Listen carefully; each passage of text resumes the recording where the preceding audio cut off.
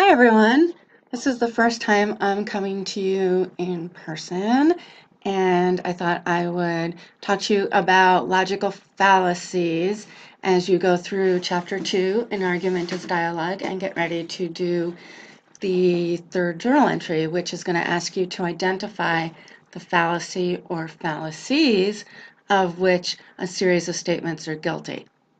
So why are logical fallacies worth learning? Aside from that they're important to getting through English 1120, recognizing them enables you to be fooled less often by advertisements, politicians, people in your work or personal lives.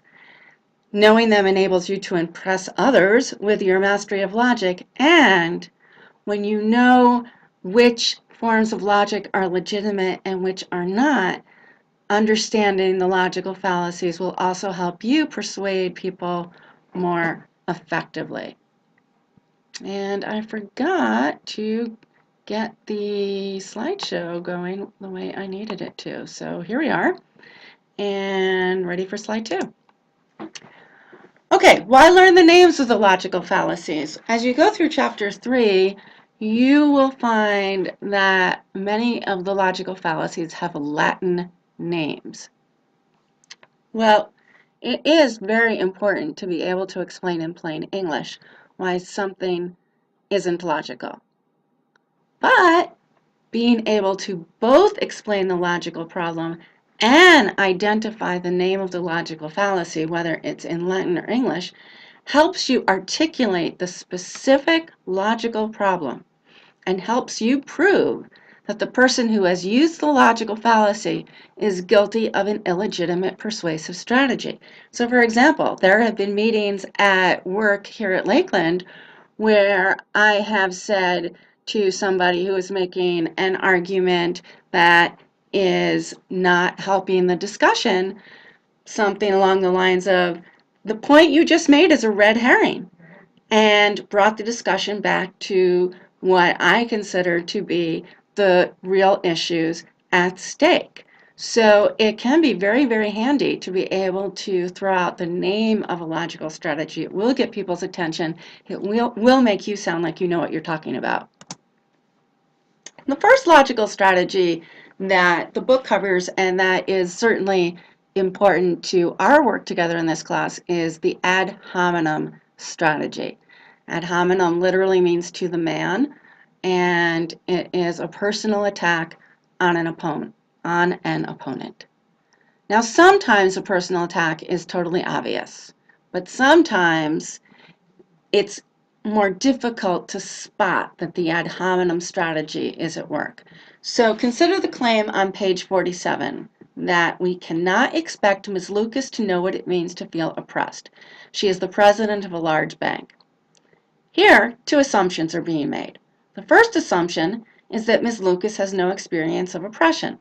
The second is that it's only possible to understand oppression through personal experience of it. Now, I would make 2 points here. There are different forms of knowledge, and experiential knowledge is only one of them. Ultimately, an assumption is being made about Ms. Lucas's ability to understand something based on an assumed personal characteristic. Ms. Lucas is being invalidated based not on what she has said or what she has done, but based on a feature of her assumed identity. And even if it were true that Ms. Lucas had had a very easy, privileged life, we would still have a logical fallacy at work because she is being invalidated based not on what she has said, not on what she has done, but because of a feature of her identity. Ad hominem logical fallacies are used all the time in political campaigns. We are frequently asked to focus on politicians' personal characteristics rather than their views or their records. So we get advertisements showing politicians with their grandchildren, and we get ads showing politicians eating food that regular people eat. This is not relevant. As the book notes, there are times when a person's personal characteristics can be relevant to our assessment of their integrity, but the case for relevance must be made, not assumed, to avoid the charge of the ad hominem fallacy. So take the case of Anthony Weiner, who, as you have probably read and or heard, has a sexting problem. He is married and he has engaged in inappropriate sexual Facebook posts and other forms of communications with women who are not his wife. And as you would expect, there are many people who do not want to vote for him based on this very unattractive, shall we say, personal behavior. But to be logical, one would need to make the case for the relevance of Anthony Weiner's behavior in his private life to his performance in the political office he's now running for, which is mayor of New York City.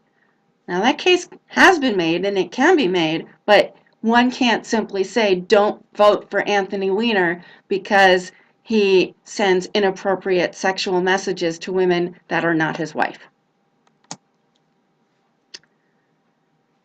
The ad populum argument is the appeal to the supposed prejudices and emotions of the masses.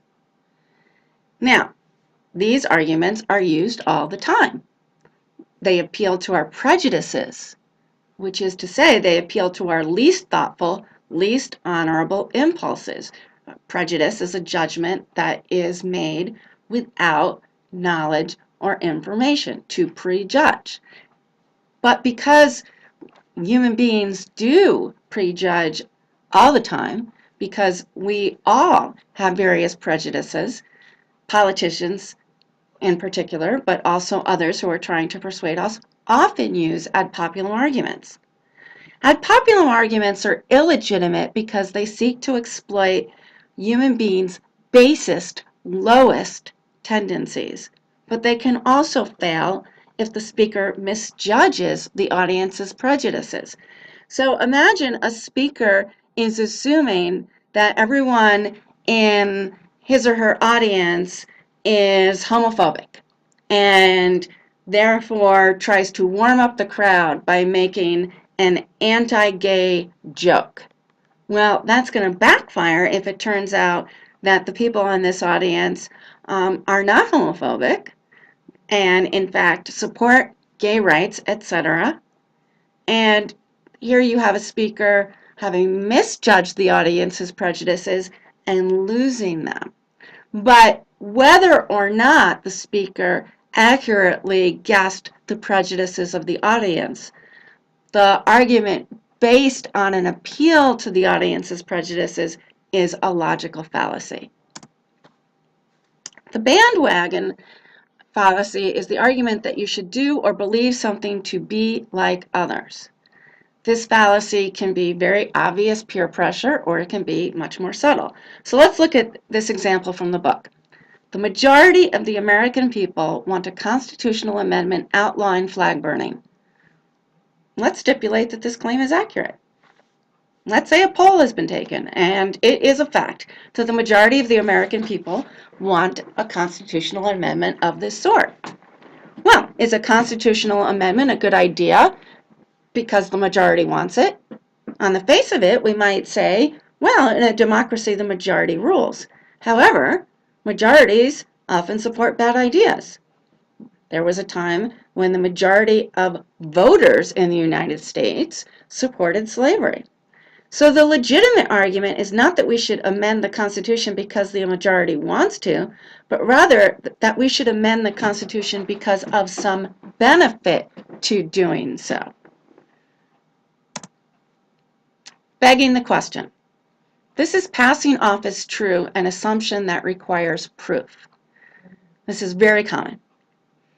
And what happens is we are often unaware of our assumptions. In fact, that which we assume to be true, we typically assume others believe as well.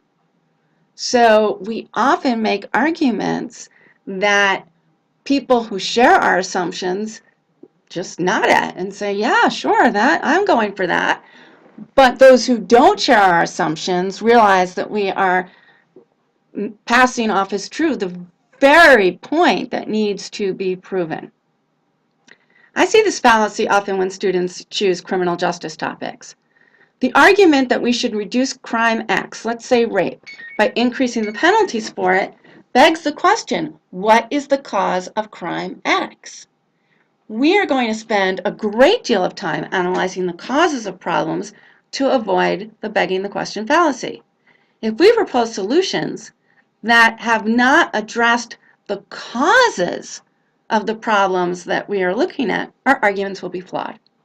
So often people are assuming the cause of a particular crime is that the penalty isn't steep enough.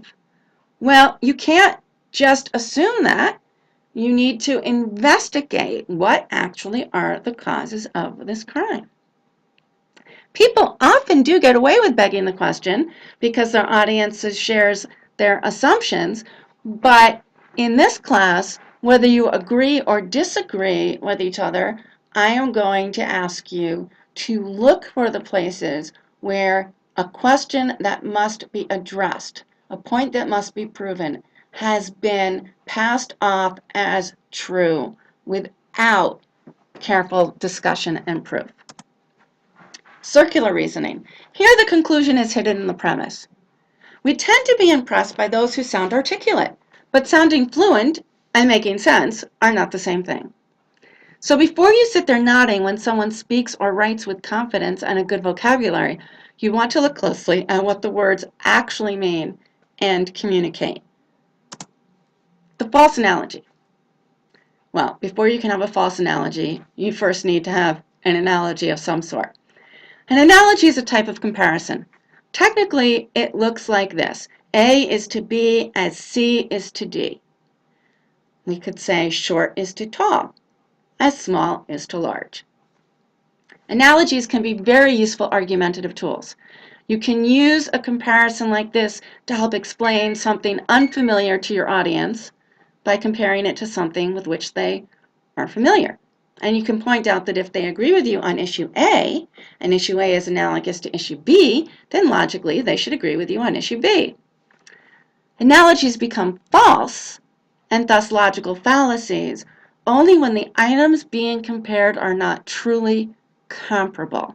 And the book has some good examples here. Dicto simpliciter and hasty generalization. I'm putting them together because they are really the opposite of one another, and they both translate as jumping to conclusions. Dicto simpliciter is when we start with a general truth and assume that it holds up in a specific instance, regardless of the details of the specific instance. Hasty generalization is when we start with a specific instance and make a sweeping general claim based on it.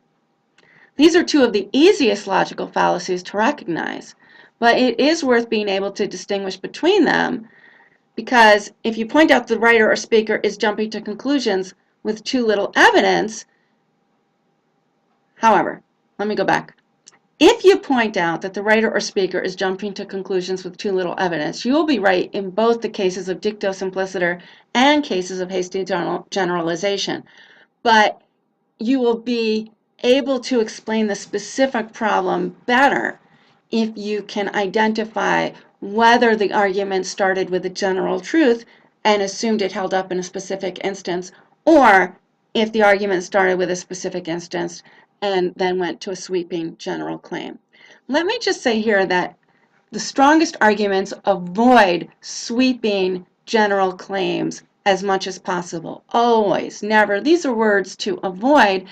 When you make more modest claims using qualifying words like sometimes and often, then you are less likely to have people jumping down your throat saying, here are some exceptions. False dilemma. This is a manipulative either-or choice. It's also called false dichotomy. The trick here is to get the audience to forget that the issue is more complex than being represented, and there are often more options available than those being offered. When someone offers you a set of two choices and says you have to choose between X or Y, you want to